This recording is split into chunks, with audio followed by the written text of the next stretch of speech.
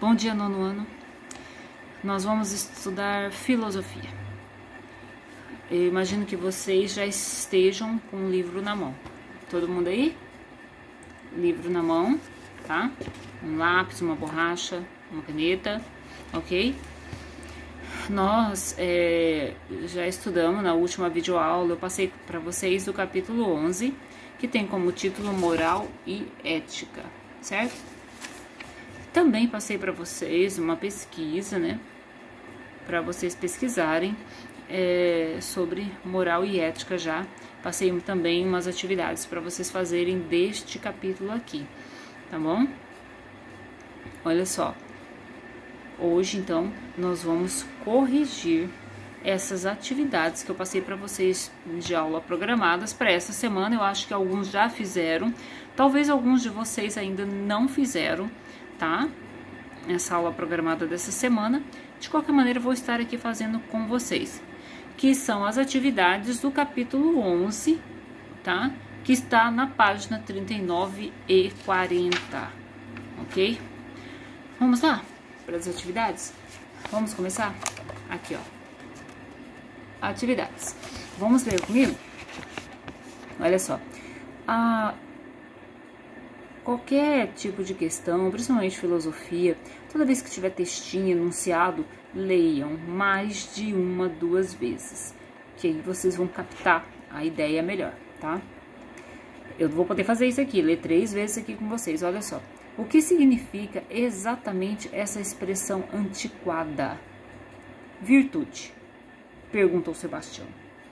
No sentido filosófico, compreende por virtude aquela atitude de, na ação, deixar-se guiar pelo bem próprio ou pelo bem alheio, esclareceu o Sr. Barros.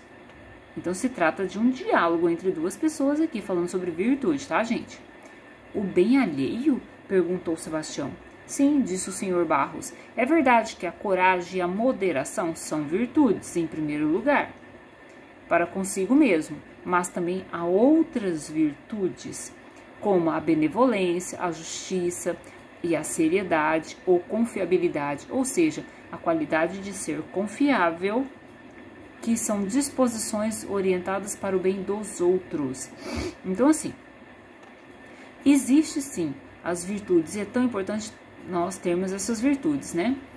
Ter coragem, ser uma pessoa equilibrada, ter moderação, né? Ter mansidão, realmente são virtudes. Agora, as virtudes que você tem e que fazem bem ao próximo é benevolência, justiça, seriedade, confiabilidade, né? Essa qualidade de ser confiável, que são disposições, assim, que favorecem as outras pessoas também, tá? Baseado nesse textinho, nós vamos assinalar a correta. Olha só. A letra A.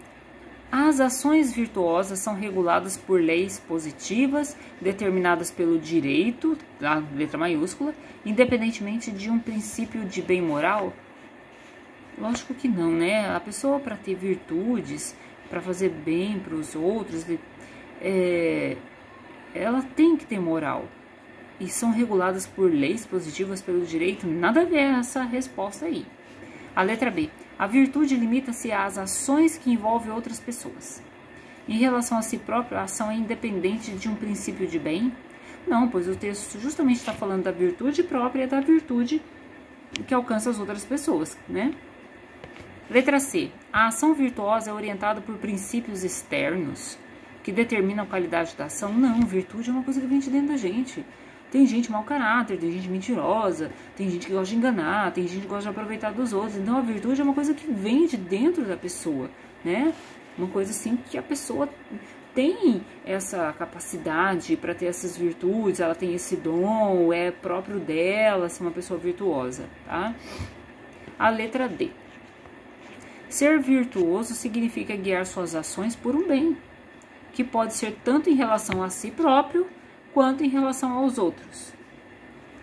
E a letra E. As virtudes são disposições desvinculadas de qualquer orientação, seja para o bem ou seja para o mal? Não, virtudes é para o bem. Não tem como.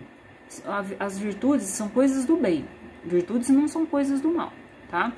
Então, eu acho que vocês já entenderam qual é a resposta certa. É a letra D, ok? A número 1, a letra D, ser virtuoso significa guiar suas ações por um bem, tá? Que pode ser para você próprio ou em relação aos outros. Letra D de dado, tá? É a letra D de dado aí, a número 1, que é a correta. Vamos para a número 2, tem outro textinho aqui. Na ética contemporânea, é a época que a gente está vivendo, nós estamos vivendo a idade contemporânea. Na ética contemporânea, o sujeito não é mais um sujeito substancial, soberano e absolutamente livre. Também não é um sujeito empírico, puramente natural. Ele é simultaneamente, nessa época que a gente vive, a pessoa ela é tanto substancial como ela também é empírica. Ela é puramente natural e também soberana, absolutamente livre. Na medida em que é um sujeito histórico-social, na medida em que está fazendo parte de uma sociedade, de uma história.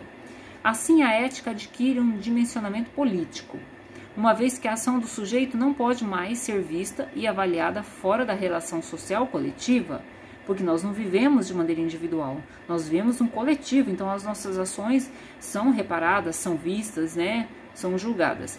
Desse modo, a ética se entrelaça necessariamente com a política, entendida esta como uma área de avaliação dos valores que atravessa as relações sociais e que interliga os indivíduos entre si. Ok? O texto, ao evocar a dimensão histórica no processo de formação da ética na sociedade contemporânea, ressalta. Letra A. Os conteúdos éticos decorrentes das ideologias políticos partidárias. Letra B. O valor da ação humana derivada de preceitos metafísicos. C. A sistematização de valores desassociados da cultura. E letra D. O sentido coletivo e político das ações humanas individuais. Gente, a letra D. A letra D está até falando, usando termos que tem no textinho. A letra D, o sentido coletivo e político das ações humanas individuais. Tá? O texto está falando sobre isso aqui, que é a letra D. As outras questões não tem muito a ver com o texto. Quando a gente lê esse textinho aqui, como eu falei para vocês, leem até umas 3 vezes. Aí vocês conseguem achar muito mais fácil a resposta, tá? A número 3. Portanto, nem por natureza, nem contrariamente à natureza, a virtude moral é engendrada em nós. Mas a natureza nos dá a capacidade de recebê-la. E esta capacidade se aperfeiçoa com o hábito, tá? Então, portanto, nem por natureza, nem contrariamente à natureza, a virtude moral é engendrada em nós, tá? Mas a natureza nos dá essa capacidade, né? A natureza da pessoa, a pessoa que tem essa capacidade de ser uma pessoa mais virtuosa, ser uma pessoa, né, bem decente. Olha só, prestem atenção aqui. Aí tá falando assim, analisa as afirmações a seguir, ok? Presta atenção aí nas afirmações a seguir. O ser humano é mau ou bom por natureza? O ser humano, ele é mau ou bom por natureza? Não sei. E aí? A número 2. A virtude moral não é algo inato ao ser humano. Ok? A virtude moral não é algo inato ao ser humano. A terceira. A ética ocupa-se basicamente das questões subjetivas, abstratas e essencialmente de interesse particular do indivíduo. Nossa, essa tá totalmente errada, né? A ética tem a ver com todos. Então, você já dá até para cortar a terceira. Você cortando a número 3, você já elimina 2 letras aqui, né? Olha só.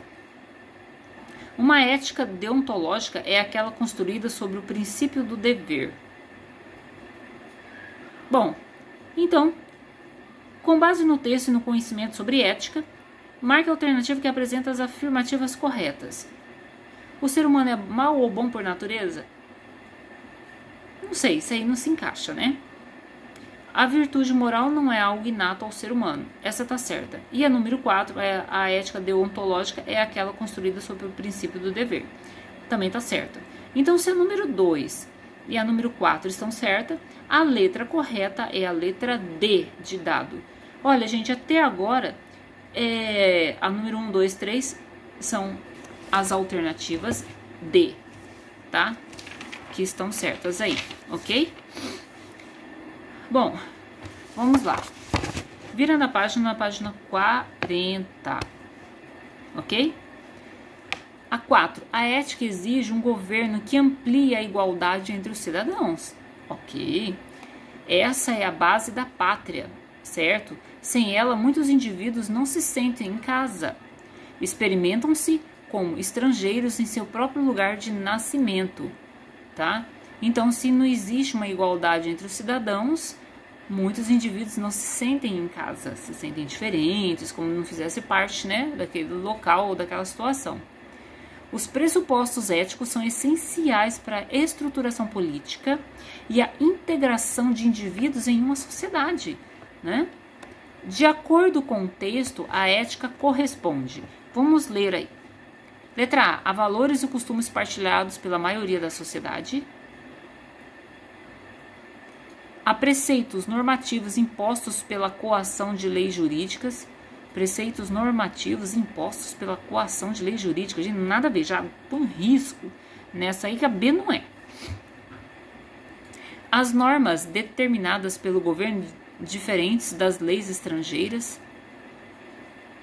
Então, a ética corresponde a normas determinadas pelo governo? Não, gente, né? De jeito nenhum. Então, a letra C já está eliminada. A ética corresponde à transferência dos valores praticados em casa para a esfera social? Estranho essa. A letra E. A proibição da interferência de estrangeiros em nossa pátria, de nada a ver.